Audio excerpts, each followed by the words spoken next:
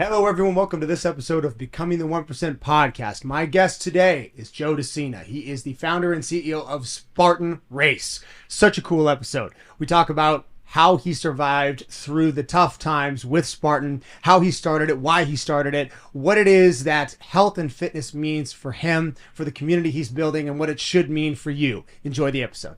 This episode of Becoming the 1% podcast. Entrepreneurial. We got some really big things coming. You have to have the willingness. It's an A or B. Try and use it as a tool. This is phenomenal. All details make up a person. It's what we believe in the industry. Thanks for coming on, bro. Appreciate you making the trip, coming out, doing the episode. I've been a advocate of yours for a long time and following your page. Appreciate that. Seeing everything you've been doing. I love at the beginning of the episode to give the guest the opportunity to kind of talk about the genesis of your industry, your interaction with your industry specifically. How did you get into this? This is God, 45 plus years in the making. Wow. I grew up in Queens, New York. Goodfellas, if you saw Goodfellas, Ground Zero for Goodfellas is where we grew up. Yeah. We just had Sammy the Bull on. There you go. Yeah. Yeah, so you get it. He was one of the characters in my life growing up. And I found yoga and meditation, a vegan lifestyle through my mom, who was looking for a cure to her mom's cancer, my grandmother. The particular yogi that influenced my mom believed in long distance running.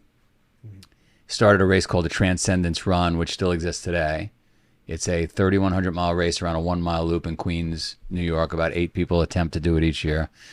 You do 50 to 60 miles a day for 50 plus days. It's a 1 mile loop that you do 3,100 times? 3,100 times. Wow. And so imagine being, pre-teens and seeing that and seeing your mom run 10 miles in the morning, 10 miles at night. So I was introduced at a very young age, wanted no part of any of it. Didn't understand why we were eating branch sandwiches or why there were monks in the living room. I wanted to be with Sammy the Bull. I wanted to be with those guys. I wanted to make money. I wanted Eggplant Farm Heroes.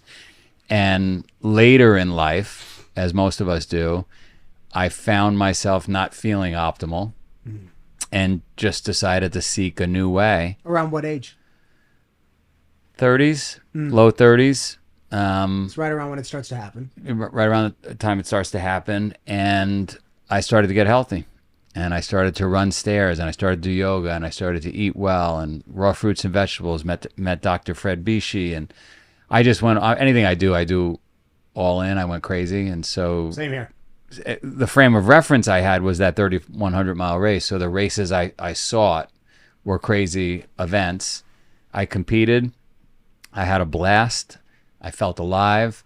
And I roped everybody I knew in with me. I sucked everybody and I lied to them. I told them there might be a barbecue this weekend. There was no barbecue. We were hiking through the mountains. We were carrying a barbecue maybe. Heck yeah. And then it turned and morphed into a business. 25 years ago, I took a stab. I said, can I make this a business that'll sustain myself, my family, my future? Mm-hmm. And it didn't in the beginning, but that was my vision.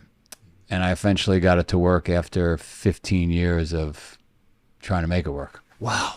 Yeah. So much to unpack in that. The first question I had was, you said in your early life there were certain tenets your mom practiced that would implement a healthier lifestyle, veganism being one of them. What is your opinion on veganism as it stands today? I've gone in and out throughout my life. I've eaten meat, not eaten meat. Mm-hmm. I've eaten raw fruits and vegetables. I've eaten cooked food. I go back and forth. Mm-hmm. I will say, and I try to strip from the answer anything I've learned from people, or I try to just think about how I felt. And I've performed incredibly well in athletic events on raw fruits and vegetables, as crazy as that sounds. Mm-hmm. I like meat. I like a meatball. I like a burger.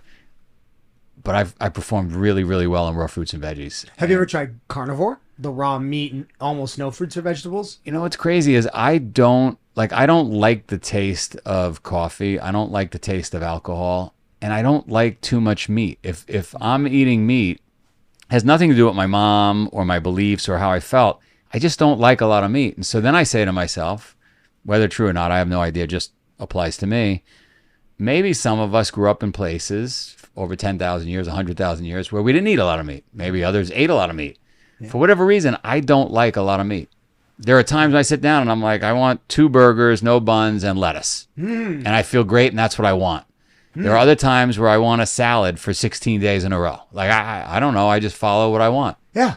It's very, it's an interesting insight what you just said and what you touched on, because it seems like, especially today, especially in the leading, you got your carnivore MD, you got guys who are preaching a very dogmatic style of diet, but they don't seem to account for what you just said, which is the possibility that we as society, as human beings, all came from somewhere, and our early ancestors perhaps had different dietary preferences and ate that way for a long extended period of time, perhaps passing down to us a genetic predisposition toward veganism or toward carnivore, or ultimately most likely towards somewhere in the middle. But it seems like, especially if someone as an influencer weaponizes their content, specifically weaponizes content toward diet, they have to be dogmatic. It's got to be all of this or none of that and very little in the middle. What's your take on that?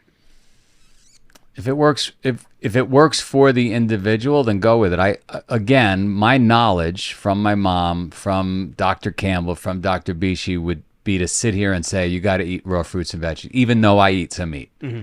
But a close friend of mine did 1 year of just green juices and 1 year of just meat. 1 year? 1 year, just green juices. Oh my gosh. That's commitment. And 1 year of just meat. And he said, I felt better on the meat.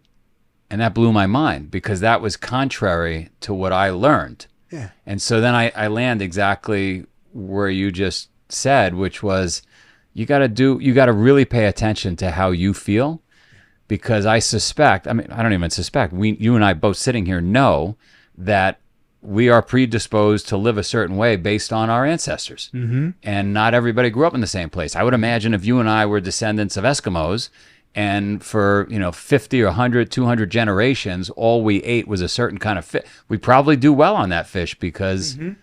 Or meat, if they were Eskimos, they most likely ate seal or porpoise of some kind. Exactly. So what the hell do I know? But I think telling people this is the only way probably should be rethought. Yeah. It does seem like that is a problem with nutrition. And it also seems like, and I wanted to bring this up even before we got onto this topic, what is your take on people who believe that the only type of data worth expressing to your audience is peer-reviewed, clinically proven data? Is that something that you hold to, or does it seem like there's a middle ground? So let's unpack that. First of all, I have I'm connected to Cornell University. I went to Cornell University. Coming from Queens, where I came from, that is the academic institution, right?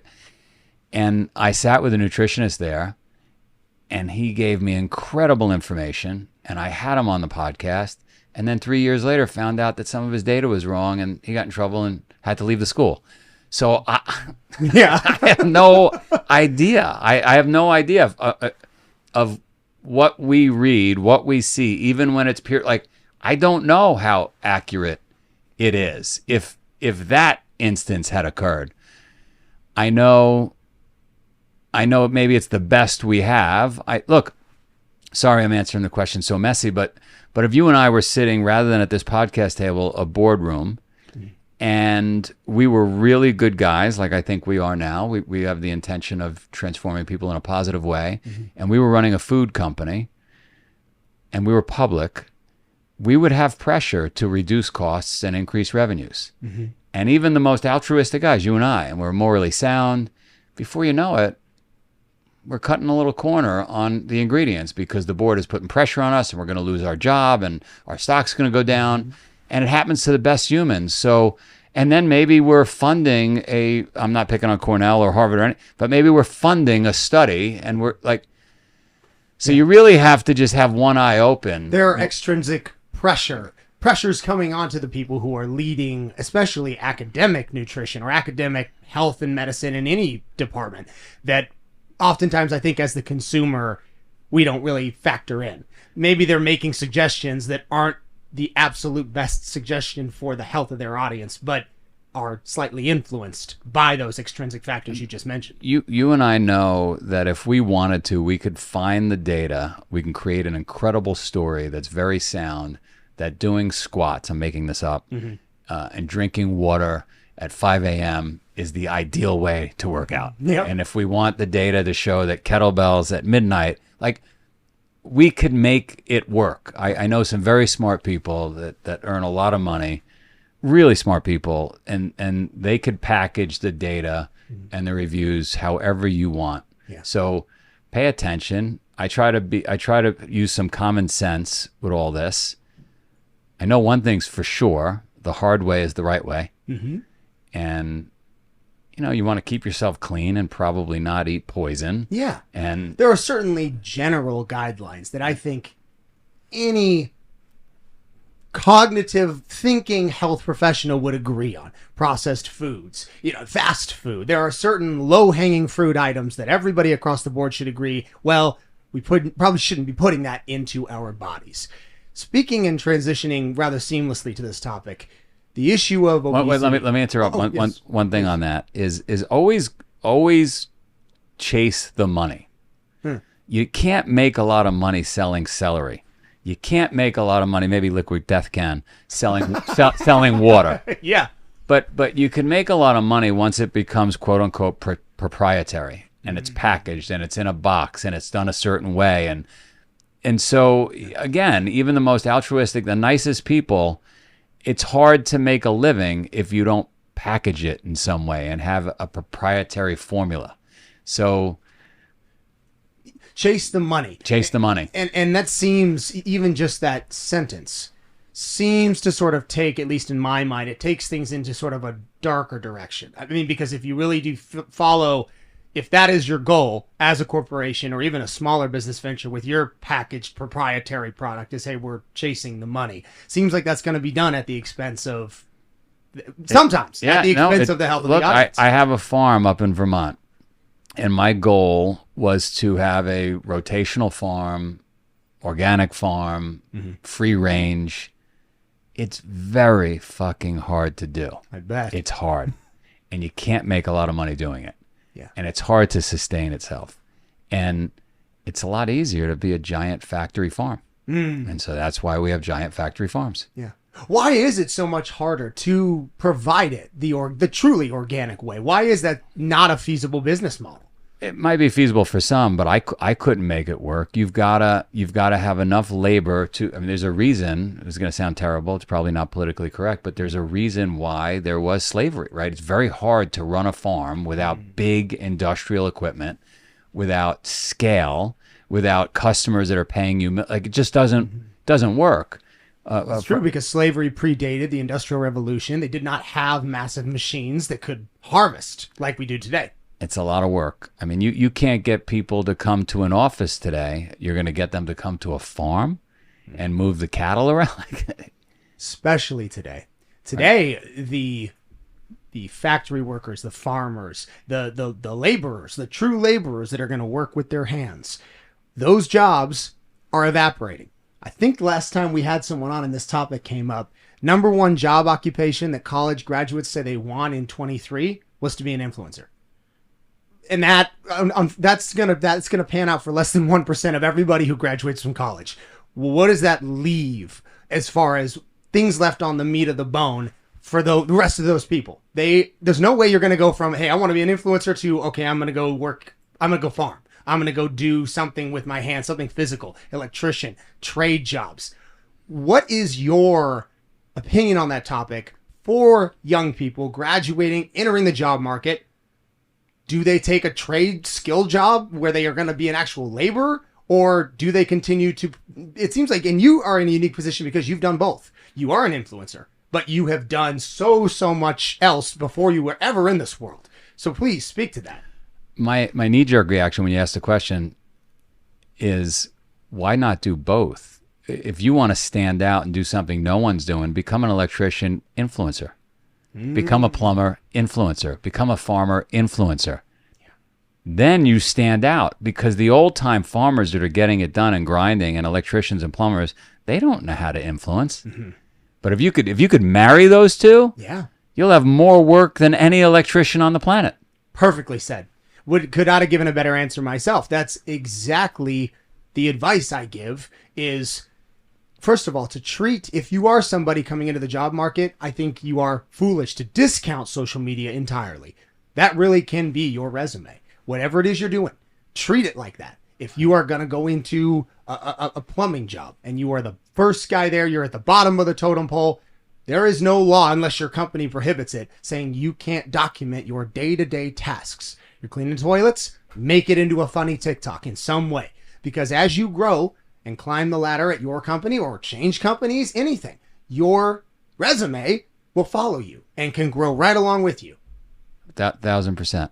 And it's hard to do, by the way. It's hard to be an electrician. It's very hard to be if you marry those things together, lights out. You stand above every legacy electrician out there, or farm, fill in the blank. 100%. Yeah. Talk to me about Spartan. How did that come to be?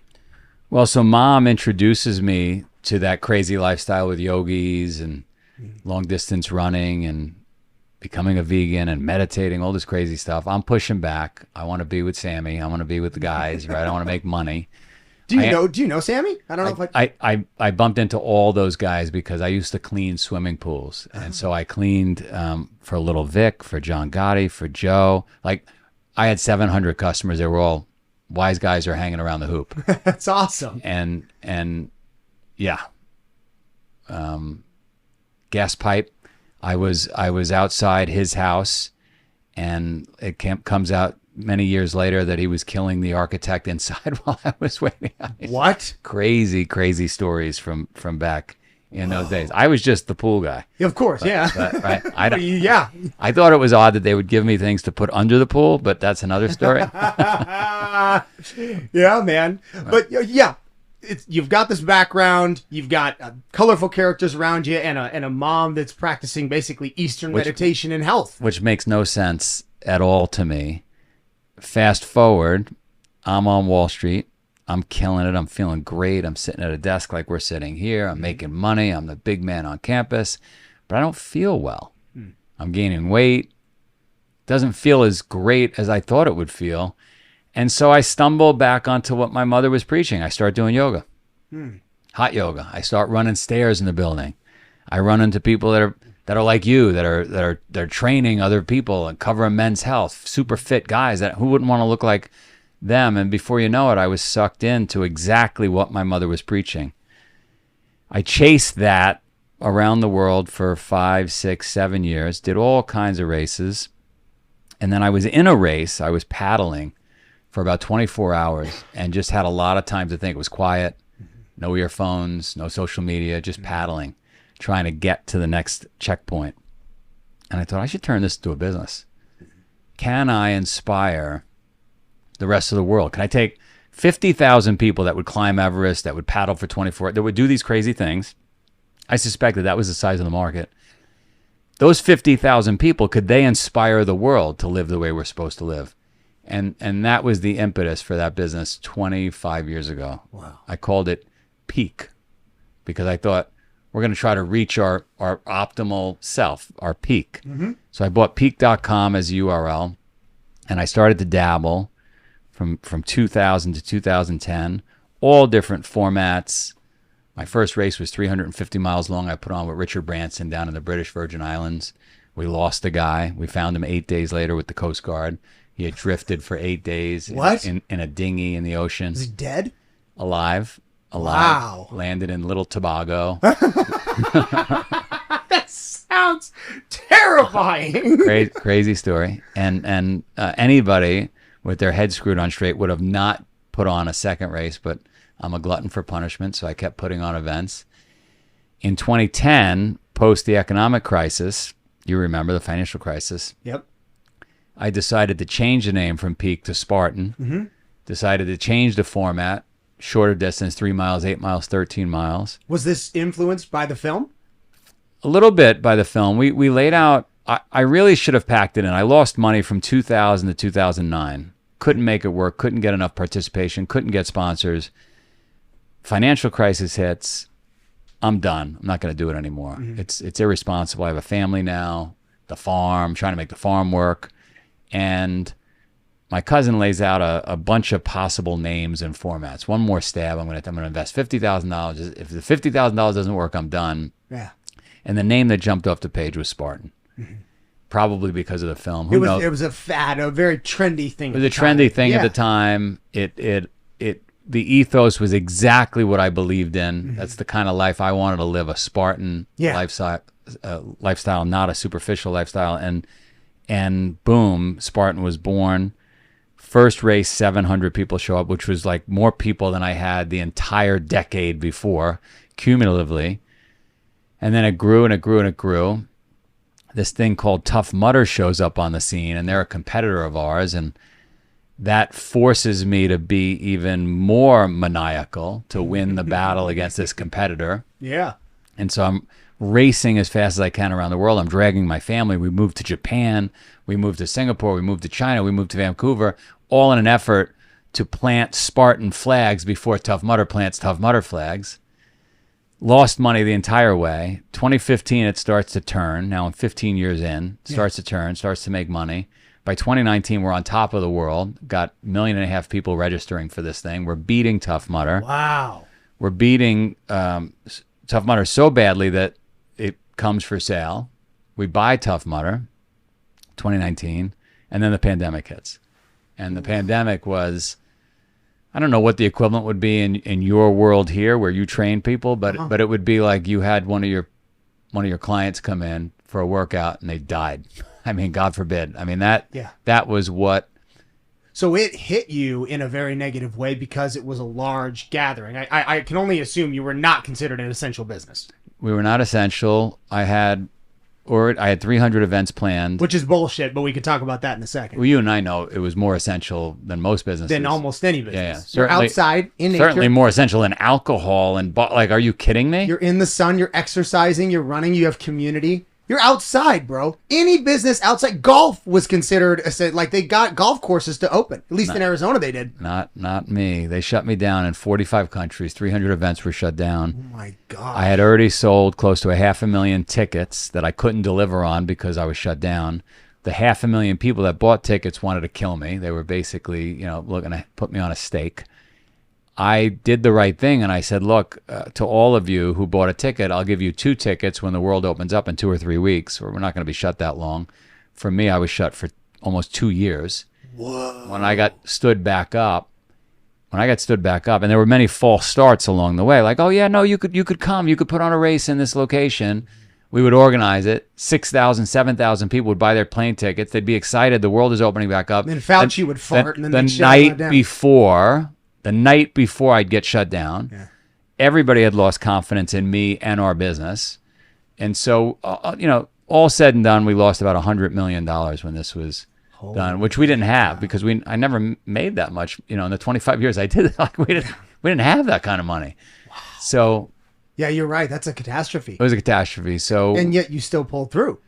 We should have declared bankruptcy. It was pretty irresponsible, pretty stupid for me not to declare bankruptcy, but I didn't want to. I thought that would be the death knell for the business. Plus, I thought this is only going to last for a little bit. It's only going to last for a little bit, and just kept pushing out the inevitable disaster. And then to make matters worse, the Wall Street Journal calls about 1.5 years ago, and they want to put me on the cover of the bankruptcy section. And this writer thinks it's a good idea for the world to talk negatively about Spartan and how they're not paying their bills and how they're probably going to go out of business. So I don't know how that's helpful to anyone, anywhere in the world.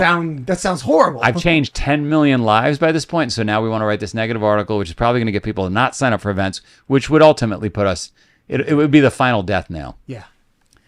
They did it. They wrote the article, and somehow we hung in. We didn't quit, and knock on wood, this year, we are almost back to where we were pre-pandemic, which is, wow. It's unbelievable, really. It's a testament to our vendors who hung in there. They could have came and killed us. Our customers who hung in there, our employees who hung. It's unbelievable that we survived. That is unbelievable. Yeah. I think it's also a testament to the community inside of fitness. I mean, I don't know that there is another community of like-minded people that won't quit as much as the fitness community. And to its credit, honestly, for as backwards as the fitness community can sometimes get, I mean, you and I were talking about some shady characters before we even started coming on here. Yep. It is still, I would not trade being in this industry for anything else on this earth. I love the people that are in it. I love the commitment, and I love the never quit. I love the Cameron Haynes of the world, like guys like you, people that persevere. No one can persevere losing $100 million in their company, not declare bankruptcy, and then continue to thrive. That's unheard of. I commend you. I mean, listen, Circus Soleil didn't make it. They had to declare bankruptcy. So and they were much more well-funded than we were. Wow, I didn't know that. Yeah. They did? Are they They is did. it I still think around? Or? they've come back. You can declare bankruptcy and keep operating, but we decided not to. And so the point is, the easy way for us would have been declare bankruptcy, not pay our bills. Yeah, I was been- about to say it would have definitely shafted A lot of people. A lot of people. Yeah. I commend you for not doing that. Do you think the reason that you have succeeded and continue to thrive with your community is because you didn't? I think it's do because bankruptcy? we never put money first. And there are certainly folks out there that think we do put money first, but they just don't understand the realities of business and what we went through, right? And so for example, if we raise prices, we must be all in it for the money. Well, no, trucking costs more, insurance costs, everything's gone up on us. Coffee costs, everything costs more. Right. So we have to charge more. That doesn't mean we're in it for the money. The whole world, including your audience, I'd like to extend, and I always do extend this, I'm never going to let the price of a ticket allow you or hinder you from coming out and doing it. It's on us.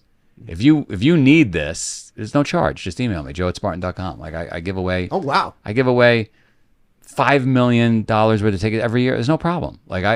So I think when you ask why did the community say, it's because we don't put money first. It's more about we get paid. We get paid in. I lost 200 pounds. I'm back with my husband. I'm back with my wife. I gave up drinking. I don't do drugs. I didn't kill myself. That's how we get paid. Now I do have to pay bills too, so I do need some people to pay, but it's never been about the money, and so I think that's why the audience has stuck with us. It's beautiful, perfectly said. Wow. It seems like I'm getting a lot of the same type of vibes I get from if I listen to, I don't know, just off the top of my head, like a Rick Rubin podcast when he talks about the value of money. It has to be there in order to run an operation. And you have a cost per race, something that has to be met. But the obsession over money will kill an art form. And that's what this is. I mean, you are putting on something that, as you just said, you are making money in changed lives. You are not making money in actual dollars and cents. I think that right there answers my previous question, at least to me, as to why you have succeeded and thrived well past the pandemic. By the way, it's much more lucrative to get paid in lives changed in those stories. You know that better than me. Mm-hmm. You hear it here. It's powerful, but the tax collector does want their fair share, so you do have to bring in. What is the direct cost to put on a Spartan race? It's about $500,000 to put on an event. Whoa, it's a lot of money, and to understand that, imagine all the trucks and trailers that have to show up. Yeah. Imagine building. People that are listening to this that have done a kitchen renovation, mm-hmm. or look at what you've done here in this awesome location. It's pretty expensive. It's pretty time consuming. Mm-hmm. Imagine doing it on the side of a mountain during a rainstorm. Right? Yeah. Think about how expensive that is. Yeah. So we've got to build a kitchen in that example, right? Obstacles over 13 miles in mountainous terrain. Get obstacles in the middle of nowhere that you can't even get to. Yeah. Right? Yeah. It's a very expensive proposition. So people come out, they spend $100, $150 to do it. It's not enough, really. When if you were my board of directors, if you were the stock market and we were a public company, you would say raise price. What are you doing? Mm-hmm. A marathon costs more than that. An Ironman costs $750. You can't charge what you charge. Right. But our goal is to get more people feeling what it is you sell and what I sell. How many people participate on average in each one of your Spartan races? Maybe 5,000 to 10,000. We've had, this past fall, a big event for us was Fenway. We had 17,000. Oh wow! So is that your biggest one? No, I've had 25,000 at an event. Wow. Yeah. Where was that? I had an all kids race in China, 25,000 kids. I had a race in New York, in Tuxedo, New York, 25,000 people. So So this is worldwide. You are all over the globe. 45 countries. You know, every That is- size, every shape, every gender. I know there's a lot of different genders these days. Yeah, of course. Right. It also, I think, it speaks again to the uniqueness of the fitness industry, that it really does span across the ocean, the culture. It doesn't matter where you're from. Every single human being on earth is capable of improving their physicality. And your race is a perfect introduction to somebody who, where do you see, that's another good question. Where do you see your fitness level falling for the average participant inside of a Spartan race? What are they? Are they proficient athletes, or are they average individuals? This is the first time typically that they've come out. Clearly, there's a percentage, 5% of the audience becomes super fit. They become maniacal. They're the athlete that you want to mold here in this building. Sure. Right? Yeah. But 95% are just Joe and Jane, and they've come out for the first time, and this is their first experience out, and then they become hooked. And they get a Spartan tattoo on their shoulder, and they live in this community of very similar-minded people, and it feels much better than the way they've been living, just like it felt better for me or my mom, or Yeah. Yeah. In your experience because I wanted to circle back to this, when you said you're on Wall Street, you're hitting success in the form of obviously a monetary success. What would you say, given that was your experience? How do you define success, if not through money? The last few days I've been feeling great. Like most of my life I feel great, but the last few days in particular, I just feel great. And I don't know why, but that's success. When I feel great, when I get an email or a text I got one today on the way over here. Hey, I just want you to know, years ago when my son, and you, Joe, took me and we went and did that Spartan race, that had a profound effect on I feel great. I'm getting an email or a text from, I won. Mm-hmm. I won the day. That's it. It's incredible. So changing lives, feeling better, that's your definition of success. That's a new one. I asked that question quite a lot to me. I want to hear your experience podcasting, because I know you've been quite successful in that arena as well. To me, I love the valuation of learning, and I love what I consider to be an hour to 90 minutes of basically a free mentorship from somebody who is crushing it in an area that maybe I know nothing about, or in this case, in an area that, I have some understanding of. But how has that been for you? Being a podcast, being a host, running an online media platform, and a fitness business, what do you see the valuation in podcasting for you? I just said it on the way over here to come see you. I said to John, who's in your waiting room there, I said, John, even if no one ever listened to our podcast, even if no one ever read an article that we wrote, it's so valuable to me because I get to learn. When we're out of school, when I left college, you stop learning. You're not bumping into professors every day, and stuff is, content is not, unless you're a vociferous reader, where are you getting this information from? So for me, I've done 700 of these. And I'm selfishly doing it for me. Forget about my audience. I want to learn. I love that. Right? I love that so much. It resonates with me. We say the exact same thing, that this is mentorship. This is a form of free, and it's so pure when it's done right and it's done for the right reasons. Sitting and having a conversation is like flexing a muscle. Not doing this, once we get into our lives and our jobs and even our families, like how many family members do we know that never sit down and one-on-one talk with anybody? And I can include myself in that. Even prior to doing this, I noticed when we started podcasting that muscle had atrophied for me.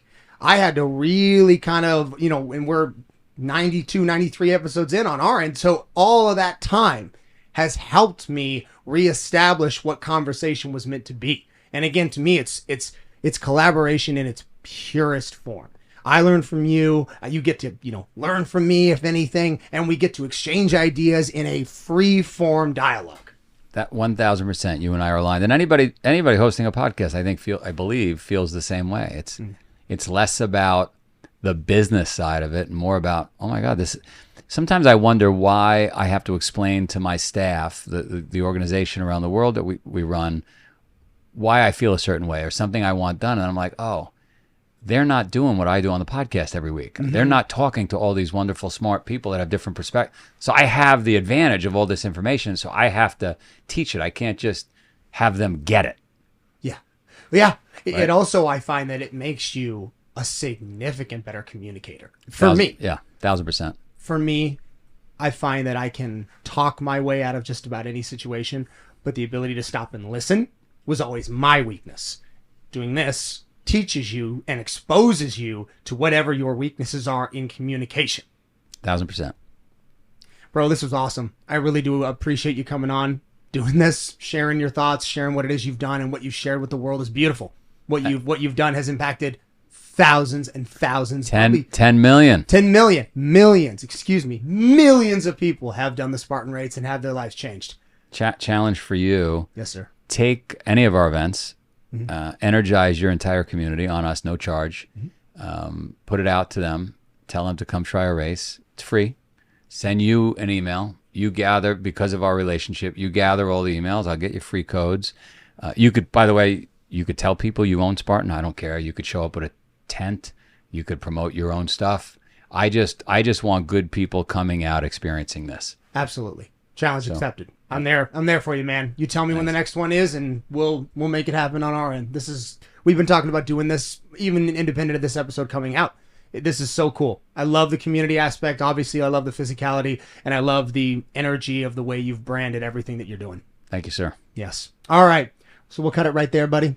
Thank you guys so much for watching that episode of Becoming the 1% podcast. If you like the content and you want to see more of it, hit the like and subscribe. Activate that notification bell as well. We really appreciate it. If you guys want to see more of it, we actually have the Becoming the 1% Instagram, and the podcast is available on Spotify. For our socials, we have Strict Vision Athletics on Instagram, we have it on YouTube, and we have it on TikTok.